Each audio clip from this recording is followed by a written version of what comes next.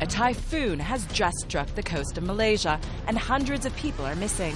Survivors are being picked up by helicopter and taken to hospital. Sniffer dogs are on standby to help search any houses. But thankfully, none of this is real. It is actually a training exercise carried out by the ASEAN Regional Forum. It's an exercise bringing together the civilian and the military force and having a joint exercise in preparing ourselves in case there is a disaster. How will countries come together to respond as one? The training scenarios also include a chemical leak to make sure all the equipment is in working order should it be required in the real world. Having a good system or having a good institutional mechanism is one, but unless you practice it, you would never know whether it will really work at a time of disaster or not. The political security community is about more than responding to problems. It is about preventing them as well.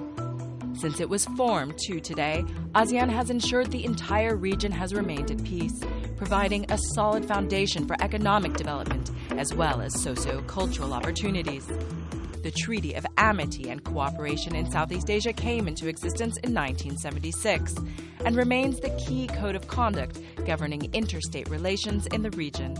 It lays out numerous fundamental principles, including mutual respect for the independence and sovereignty of all nations, non-interference in the internal affairs of one another, and the settlement of differences by peaceful means. In 1995, government leaders signed a treaty to make ASEAN a nuclear weapon-free zone to further promote peace in the region. By providing a platform for countries and parties involved in any disputes and tensions, ASEAN is able to keep all conflicting parties present in negotiations and continue exploring options towards peaceful solutions. And it isn't just talking within the 10 countries that has kept the region safe. Over the past few years, ASEAN has deepened and strengthened its relations across Asia and the world. ASEAN's continued cooperation with its international partners promotes peace, stability, prosperity, and the development of the region. Not only are there regular ASEAN meetings between the foreign ministers, but there are also East Asia summits, which allow ASEAN to have a real impact on issues in the wider region. ASEAN is actively engaging its dialogue partners to further enhance dialogue and cooperation with them. The ASEAN Plus One meetings with the world's superpowers mean that despite their size, ASEAN countries can have a real impact on global politics.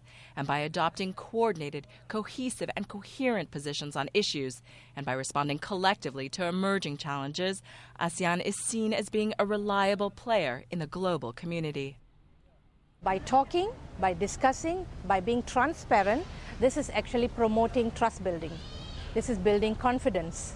So it's definitely one of the most successful framework, I would say, in this age and time to promote peace and stability in the region. So, and of course, this trickles down to the safety and security of the people as well.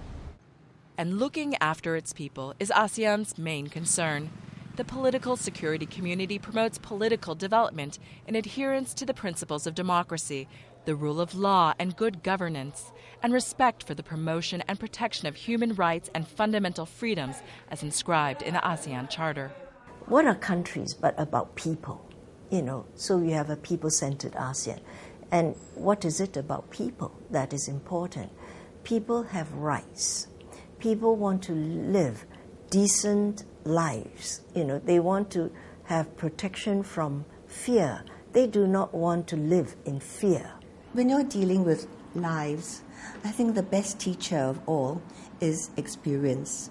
And the experiences of a collective of nations, is really better than just one nation looking inward. ASEAN uses the political security community to create a rules-based union of shared values and norms, which is cohesive, peaceful, and resilient.